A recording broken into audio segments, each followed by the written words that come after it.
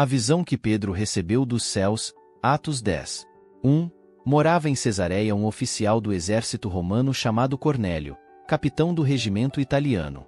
2. Era um homem devoto e temente a Deus, como era também toda a sua família. Dava aos pobres esmolas generosas e sempre orava ao Senhor. 3. Certa tarde, por volta das 3 horas, teve uma visão na qual viu um anjo de Deus vir em sua direção e dizer: Cornélio. 4. Temeroso, Cornélio olhou fixamente para o anjo e perguntou: O que é, Senhor? E o anjo respondeu: Suas orações e esmolas subiram até Deus, e ele as guarda na memória. 5. Agora, envie alguns homens a Jope e mande buscar Simão, também chamado Pedro. 6. Ele está hospedado com Simão, um homem que trabalha com couro e mora à beira do mar. 7. Assim que o anjo foi embora, Cornélio chamou 2 servos de sua casa e um soldado devoto de seu grupo de auxiliares. 8. Ele lhes contou o que havia acontecido e os enviou a Jope. 9. No dia seguinte, quando os mensageiros de Cornélio se aproximavam da cidade, Pedro subiu ao terraço para orar. Era cerca de meio-dia. 10. E ele estava com fome. Enquanto a refeição era preparada, entrou num êxtase. 11. Viu o céu aberto e algo semelhante a um grande lençol ser baixado por suas 4 pontas. 12. No lençol havia toda espécie de animais, répteis e aves. 13. Então uma voz lhe disse: Levante-se, Pedro, mate e coma. 14. De modo nenhum, Senhor, respondeu Pedro. Jamais comi coisa alguma que fosse considerada impura e imprópria. 15. Mas a voz falou novamente: Não chame de impuro o que Deus purificou. 16. A mesma visão se repetiu 3 vezes. Então, subitamente, o lençol foi recolhido ao céu. 17. Pedro ficou perplexo, pensando em qual seria o significado da visão. Nesse momento, os homens que Cornélio tinha enviado encontraram a casa de Simão. Eles se aproximaram do portão. 18. E perguntaram se estava hospedado ali Simão, também chamado Pedro.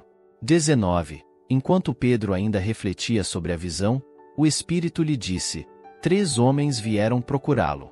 20. Levante-se, desça e vá encontrar-se com eles. Não hesite em acompanhá-los, pois eu os enviei. 21. Pedro desceu e disse aos homens: Eu sou quem vocês procuram. Por que vocês vieram? 22. Eles responderam: Cornélio, um oficial romano, nos enviou. Ele é um homem devoto e temente a Deus, respeitado por todos os judeus.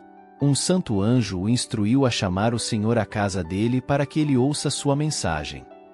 23. Então Pedro convidou os homens para se hospedarem ali aquela noite.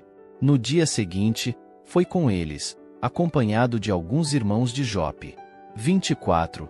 Chegaram a Cesareia no dia seguinte. Cornélio os esperava e havia reunido seus parentes e amigos íntimos. 25. Quando Pedro chegou à casa, Cornélio veio ao seu encontro e prostrou-se diante dele, adorando-o. 26. Mas Pedro o levantou e disse: Fique de pé. Eu sou apenas um homem como você. 27. Os 2 conversaram e depois entraram na casa, onde muitos outros estavam reunidos. 28. Pedro lhes disse: Vocês sabem que nossas leis proíbem que um judeu entre num lar gentil como este ou se associe com os gentios. No entanto, Deus me mostrou que não devo mais considerar ninguém impuro ou impróprio. 29. Por isso, vim assim que fui chamado, sem levantar objeções. Agora digam por que vocês mandaram me buscar. 30. Cornélio respondeu: 4 dias atrás, eu estava orando em casa por volta deste mesmo horário, às 3 da tarde. De repente, um homem vestido com roupas resplandecentes apareceu diante de mim. 31. Ele me disse: Cornélio, Deus ouviu sua oração e se lembrou de suas esmolas. 32. Agora, envie mensageiros a Jope e mande buscar Simão, também chamado Pedro. Ele está hospedado na casa de Simão, um homem que trabalha com couro e mora à beira do mar. 33. Assim, mandei buscá-lo de imediato, e foi bom que tenha vindo. Agora estamos todos aqui, esperando diante de Deus para ouvir a mensagem que o Senhor mandou que você nos trouxesse. 34. Então Pedro respondeu: Vejo claramente que Deus não mostra nenhum favoritismo. 35. Em todas as nações ele aceita aqueles que o temem e fazem o que é certo. 36. Esta é a mensagem de boas novas para o povo de Israel.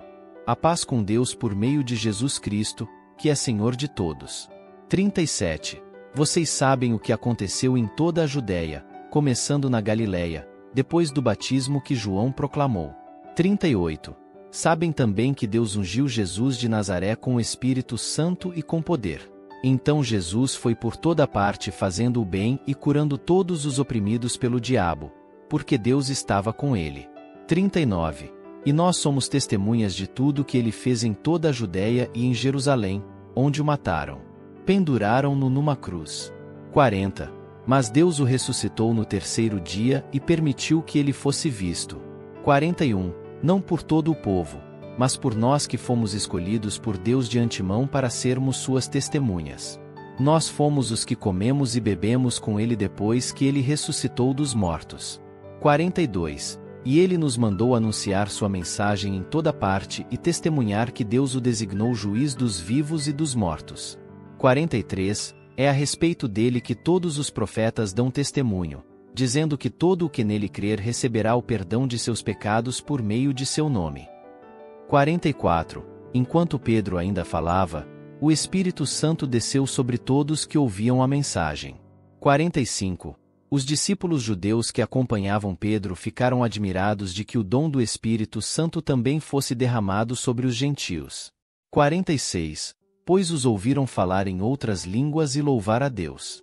O apóstolo Pedro perguntou: 47. Pode alguém se opor a que eles sejam batizados agora que, como nós, também receberam o Espírito Santo? 48. Então ordenou que fossem batizados em nome de Jesus Cristo.